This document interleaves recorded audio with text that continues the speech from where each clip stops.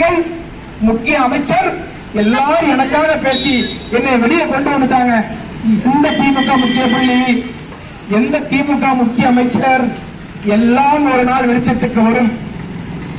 பல பேர் செக்கெடுத்து உயிரை கொடுத்து இந்த நாட்டிற்காக போராடிய அத்துணை பேரின் தியாகம் அரியலூர் மாவட்ட எஸ்பியையும் ஆண்டிமரம் இன்ஸ்பெக்டரையும் கண்டிப்பா சும்மா விடாது. மனசாட்சி உறுத்தணும், மனசாட்சி உறுத்தும்.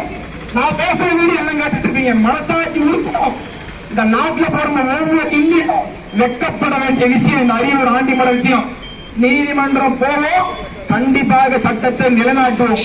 எந்த அதிகாரியாக இருந்தாலும் விட மாட்டோம். தேசிய குடி எரிச்சா கருத்துரிமை.